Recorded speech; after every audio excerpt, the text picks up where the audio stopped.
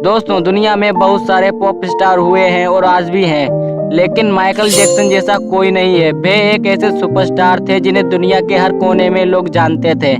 America में Indiana प्रांत के एक छोटे से शहर गेरी में पैदा हुए माइकल जैक्सन अपने माता पिता की 8वीं संतान थे। कहते हैं कि उन्हें बचपन से ही संगीत में रुचि थी और इसी वजह से साल 1964 में वे अपने भाई पॉप ग्रुप में शामिल हो गए थे, जिसका नाम जैक्सन 5 था। उस समय वे टेमोरिन और बोगो बजाते थे। धीरे धीरे जब उनके बैंड की लोकप्रियता बढ़ी तो फिर माइकल जैक्सन को भी लोग जानने लगे। माइकल जैक्सन को दुनिया भर में तब पहचान मिली जब साल 1982 में उनकी एक एल्बम आई, उसका नाम था थ्रिलर। इस एल्बम ने एक नया इतिहास रच दिया था। ये अब तक का सबसे ज्यादा बिकने वाला एल्बम था। माइकल जैक्सन को लोग किंग ऑफ पॉप के नाम से भी जानते हैं। उनके बारे में बहुत सी बातें प्रचलित हैं जो आज भी लोगों को सोच में डाल देती हैं। कहते हैं कि माइकल जैक्सन 150 साल जीना चाहते थे। इसके लिए वे हमेशा ऑक्सीजन वाले बेड पर ही सोते थे। इसके अलावा वे किसी से भी हाथ मिलाने से पहले दस्तान पहनते थे और लोगों के बीच जाने से पहले मास्क लगाते थे। कहा जाता है कि माइकल जैक्सन ने खुद की देखरेख के लिए अपने घर पर ही 12 डॉक्टर नियुक्त किए थे, जो नियमित तौर पर माइकल जैक्सन के सिर से लेकर पांव तक की जाँच किया करते थे। सिर्फ यही नहीं, उन्होंने व्यायाम के लिए भी 15 लोगों को रखा हुआ था। आपको जानकर हैरानी होगी कि उनका खाना भी पहले लेबोरेटरी से चेक होता है, उसके बाद भी उन्हें खिलाया जाता है। माइकल जैक्सन ने कई बार सर्जरी कराई थी। अपने करियर की शुरुआत में उन्होंने स्किन कलर, त्वचा का रंग बदलने के लिए सर्जरी कराई थी और इसके बाद तो कई बार चेहरे की सर्जरी कराई। इसको लेकर कई बार विवादों में भी रहे। उन्होंने आलोचकों का कहना है कि उन्हें महिला की तरह दिखने और रहने का शौक है। माइकल जैक्सन की निजी जिंदगी की बात करें तो साल 1994 में उन्होंने लिसा मैरी प्रिंसली से शादी की थी। हालांकि ये शादी ज्यादा दिन तक नहीं चली और इसके बाद 19 महीने बाद ही दोनों का तलाक हो गया था। इसके बाद साल 1997 में उन्होंने नर्स डेबी रोब से शादी की। उनसे उन्हें 2 बच्चे हुए, प्रिंस माइकल और बेटी पेरिस माइकल कैथरीन। हालांकि उनकी ये शादी भी ज्यादा दिन नहीं चली और 1999 में उनका डेबी से भी तलाक हो गया था। साल 2000 में उनकी मौत हो गई थी। माइकल जैक्सन की संपत्ति की बात करें तो साल 2007 में वे 1400 करोड़ रुपए से अधिक संपत्ति के मालिक थे। कहते हैं कि एक समय ऐसा आया था जब वे हफ्ते में 97 करोड़ रुपए कमाते थे। कैलिफोर्निया में उनके 27 एकड़ में फैली आलीशान प्रॉपर्टी है, जिसका नाम रेवरलैंड और रेंच है। पिछले साल ही उनकी इस प्रॉपर्टी को उद्योगपति रान बर्कले ने खरीदा। यही संपत्ति करीब 161 करोड़ रुपए में बिकी है, जबकि साल 2016 में इस संपत्ति की करीब कीमत 735 करोड़ रुपए मांगी गई थी।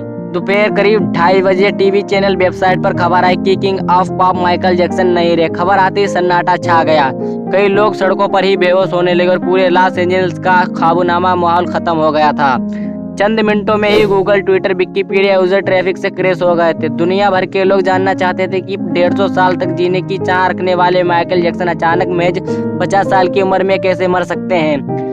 माइकल जैक्सन की मौत 25 जून 2009 को दोपहर करीब 12 बजे हो चुकी थी। उनकी मौत प्रोपोकाल और वायोडाइपाइन जैसी हैवी दवाइयों के ओवरडोज के चलते हार्ट अटैक से आई थी। वो 150 साल से अधिक जीना चाहते थे, जिसके लिए उन्होंने अपने घर पर ही 12 पर्सनल डॉक्टर की एक टीम रखी थी, जो उन्हें दवाइयाँ और सही डाइट देते थे। माइकल जैक्सन का खाना भी पहले लेबोरेटरी में टेस्ट होता था, फिर भी वो उसे खाते थे। जिस समय उनकी मौत हुई तब उनके पर्सनल डॉक्टर नोरा डान मूरे ने उनके साथ होबली हुल्स लॉस एंजल्स में माइकल को नींद में आने पर कई ड्रग डोज दिए, जिससे वो जल्दी सो सके। कुछ समय बाद डॉक्टर ने माइकल को कमरे में बेसुध पड़े देखा तो तुरंत उन्होंने CPR दिया। रिस्पॉन्स नहीं मिला तो डॉक्टर ने मेडिकल हेल्प मांगने के लिए घर में रेंजर लाइन और मोबाइल ढूंढे, लेकिन सिक्योरिटी के चलते घर के सारे लैंडलाइन बंद। मेडिकल हेल्पलाइन नंबर 911 पर कॉल ठीक 2:30 बजे किया गया था। मैं 3 मिनट में ही एम्बुलेंस डॉक्टर्स के साथ पहुंच गई। जब डॉक्टर पहुंचे तो माइकल जैक्सन सांस लेना बंद कर चुके थे। उन्हें CPR दिया गया, लेकिन इससे कोई फायदा नहीं मिला। उन्हें तुरंत Ronald Reagan UK medical center ले जाया गया। करीब 2 घंटे की कोशिश के बाद 2:30 बजे उन्हें मृत घोषित कर दिया गया। संदिग्ध हालातों में हुई मौत का सही कारण पता लगाने में पुलिस और डॉक्टर को महीने लग गए। पोस्टमार्टम के लिए माइकल का दिमाग निकाल कर उनकी जांच की गई। घरवाले फ्यूनल करना चाहते थे, लेकिन 2 महीने तक कोई नतीजा नहीं मिला। ऐसे में परिवार वाले माइकल का शव बिना उनके दिमाग के ही दफनाना चाहते थे। हालांकि लोगों के समझ आने के बाद परिवार वाले भी इंतजार करने के लिए राजी हो गए। मौत के ठीक 39 दिन बाद 3 सितंबर 2009 को माइकल जैक्सन का प्राइवेट फ्यूनल हुआ, जिसमें महज 200 लोग शामिल हुए थे। माइकल के शव को सोने के ताबूत में रखकर काफरीन में दफनाया गया था। उन्हें मेकअप आर्टिस्ट ने ठीक उसी तरह से तैयार किया गया था जैसे वो परफॉर्मेंस से पहले तैयार हुआ करते थे। माइकल के घर वालों को डर था कि अगर वो माइकल के शव की लोकेशन डिस्क्लोज कर गए तो उनके चाहने वाले कब्र खोदकर उनका शव चुरा ले जा सकते हैं। इस कारण उनके शव को रस्मी तरीके से दफनाने का फैसला किया गया था। हाल के बाद में माइकल का शव फॉरेस्ट लॉन के ग्रेट म्यूजियम में दफनाया गया था, जहां हॉलीवुड के क्लार्क गबल, जीन हार्लो और वाल्ट डिज्नी जैसी बड़ी हस्तियां दफनाई गई थीं। माइकल की मौत के 8 महीने बाद 8 फरवरी 2010 को उनके डॉक्टर को नोराड मोरे को उनकी गैर इरादत की हत्या का आरोप भी दिया गया था। तो यहीं पर हमारी कहानी का अंत होता है। मिलते हैं दूसरी वीडियो में, तब तक के लिए बाय बाय।